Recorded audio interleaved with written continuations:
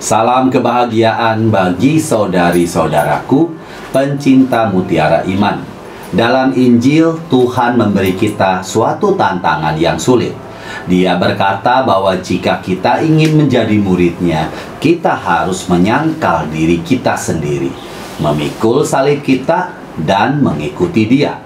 Lihat Markus 8 ayat 34. Mari kita luangkan waktu sejenak untuk membiarkan kata-kata itu meresap. Sebagai orang Kristen, kita begitu sering mendengar kata-kata ini, sehingga kita dapat dengan mudah melewatkan keseriusan dari apa yang Kristus katakan. Yesus sang manusia Tuhan, sang Mesias, baru saja memberitahu murid-muridnya secara eksplisit untuk pertama kalinya bahwa dia akan menderita dan mati di kayu salib. Kita sudah terbiasa melihat salib sehingga kita bisa melupakan gambar itu memiliki arti yang sangat berbeda sebelum kedatangan Kristus. Salib adalah metode eksekusi yang paling ditakuti, paling memalukan, dan paling menyakitkan yang pernah ditemukan manusia. Dan kita diberitahu bahwa jika kita ingin menjadi muridnya, maka kita harus memikul salib kita sendiri dan mengikuti Yesus.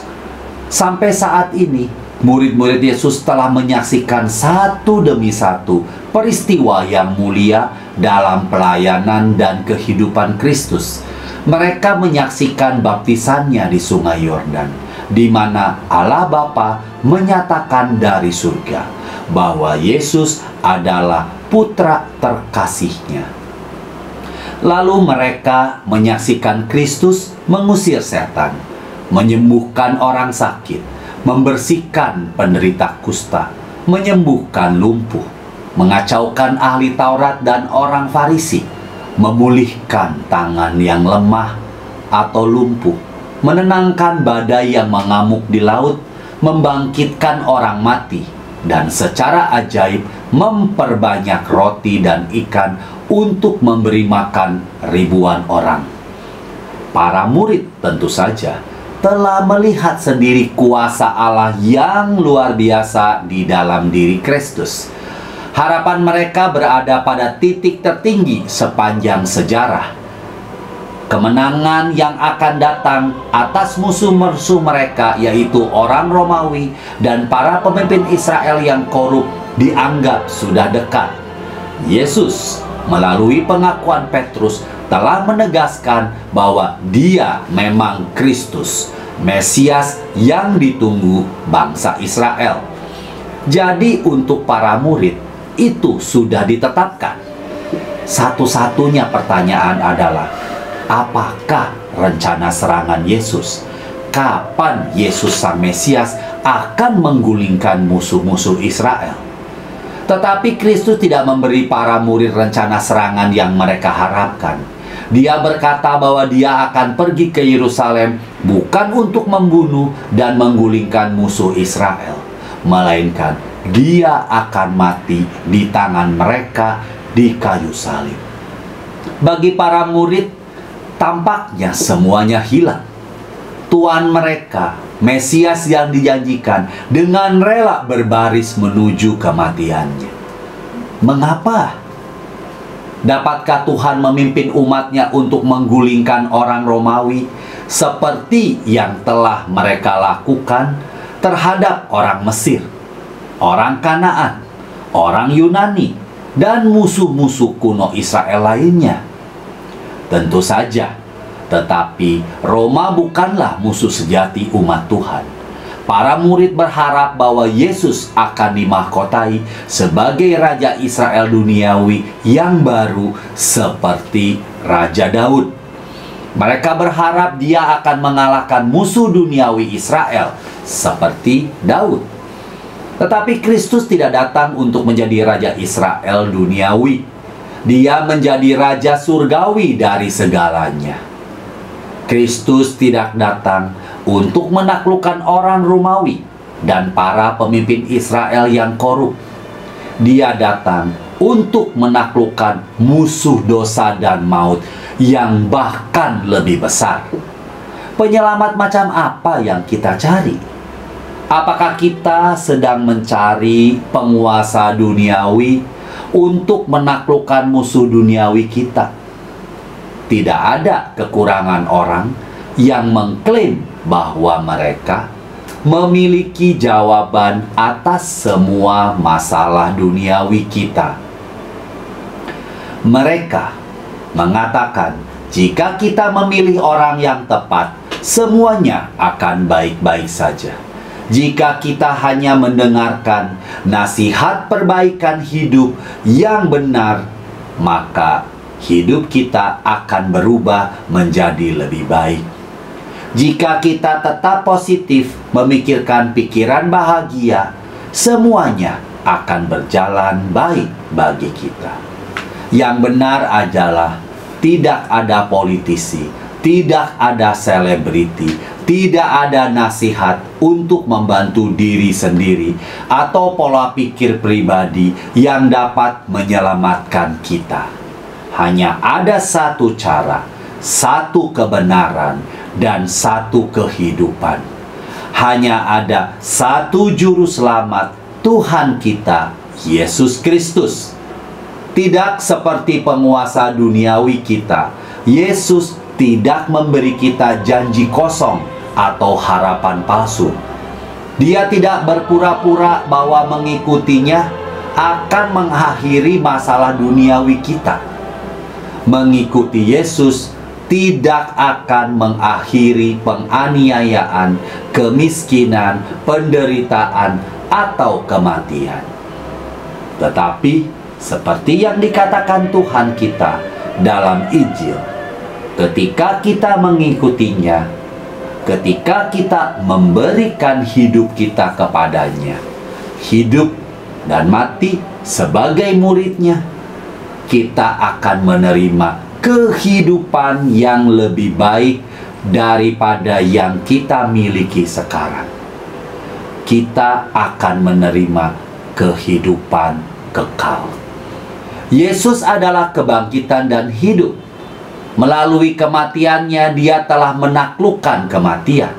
Dan bagi kita yang mati mengikuti Dia sebagai muridnya, Dia akan memberikan hidup yang kekal. Santo Paulus menulis kepada jemaat di Galatia, "Aku sudah disalibkan dengan Kristus. Bukan lagi aku yang hidup, melainkan Kristus yang hidup dalam aku. Hidup yang sekarang ini kuhidupi dalam daging adalah hidup oleh iman dalam Anak Allah yang mengasihi aku dan telah memberikan dirinya untuk aku." Baca Galatia 2 ayat 20. Kristus mengasihi kita masing-masing. Dan setiap orang yang telah memberikan hidupnya untuk kita, agar kita dapat memiliki hidup yang kekal. Jika kita ingin menerima hidup kekal yang Kristus menangkan bagi kita, maka kita harus berhenti menjalani hidup dengan cara kita sendiri. Kita tidak bisa menaklukkan penderitaan dan kematian. Tidak peduli seberapa keras kita berusaha. Banyak orang telah mencoba dan mereka gagal. Hanya ada satu pribadi yang telah mengalahkan maut, dan harapan kita terletak pada Dia. Jika kita ingin memiliki harapan hidup kekal, maka kita harus menyangkal diri kita sendiri, memikul salib kita, dan mengikuti Yesus.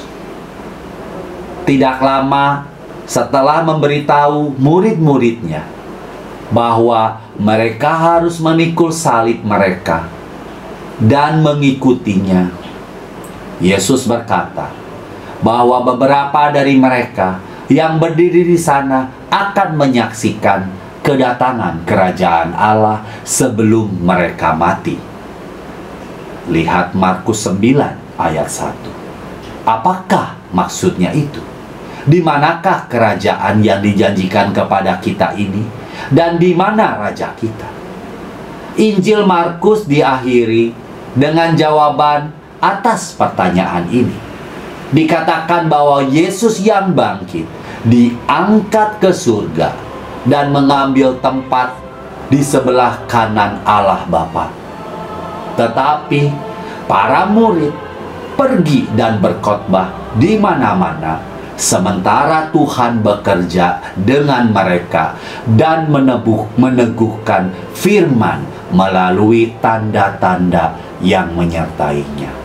Markus 16 ayat 19b sampai 20. Kristus memerintah sebagai raja di sebelah kanan Allah Bapa. Kerajaan dan kuasanya dihadirkan dalam kehidupan para muridnya.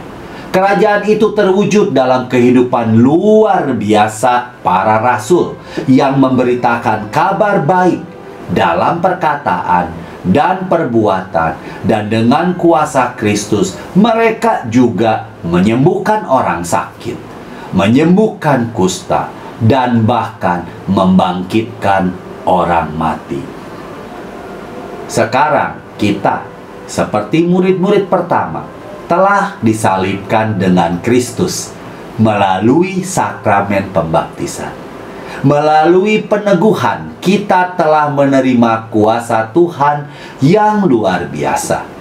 Kita sekarang dipanggil untuk menjalankan iman yang kita terima melalui sakramen inisiasi. Kita dapat melakukan ini seperti yang dilakukan para rasul pertama, dengan berpaling dari dosa-dosa kita, dengan memberitakan kabar baik tentang Yesus Kristus, dan dengan meneguhkan iman kita melalui tanda dan mujizat. Tanda dan keajaiban apa yang Tuhan minta untuk kita lakukan? Dia mungkin tidak memanggil kita untuk menyembuhkan orang sakit, atau membersihkan penderita kusta, atau membangkitkan orang mati. Tetapi Dia telah memanggil kita semua, masing-masing dari kita, tanpa kecuali, untuk saling mencintai, seperti Dia telah mencintai kita. Yesus memberikan dirinya sepenuhnya untuk kita. Dia tidak menahan apapun, bahkan nyawanya sendiri. Cinta terbesar yang bisa kita tawarkan adalah pemberian diri kita sendiri. Inilah mengapa kita diminta untuk menyangkal diri kita sendiri, memikul salib kita, dan mengikuti Dia. Ada orang-orang yang telah Tuhan tempatkan dalam hidup kita, yang sangat membutuhkan untuk mengalami kasih Tuhan bagi mereka. Tetangga kita, keluarga kita, teman kita, rekan kerja kita, ya bahkan musuh kita. Mereka sangat membutuhkan kita untuk menjadi murid yang Allah memanggil kita. Apa yang ada dalam hidup kita? Apa yang kita pegang yang menahan kita dari mencintai orang lain seperti yang diminta Tuhan dari kita? Kita tidak dapat memikul salib jika kita berpegang pada hal-hal itu. Mungkin kita menyimpan dendam atau mengejar kepentingan diri sendiri. Bisa bermacam-macam. Tetapi ketika tangan kita sibuk memuaskan keinginan egois kita sendiri, maka tangan itu tidak bebas untuk kita gunakan supaya bisa memikul salib dan mengikuti Kristus. Hari ini, besok, keesokan harinya, dan selama sisa hidup kita, marilah kita menyangkal diri kita sendiri. Marilah kita mengesampingkan kepentingan diri kita sendiri, hal-hal yang menghalangi kita untuk mencintai sesama kita, dan marilah kita memikul salib kita dan memberi hidup kita untuk Kristus. Salam sehat buat kita semua. Tuhan Yesus memberkati.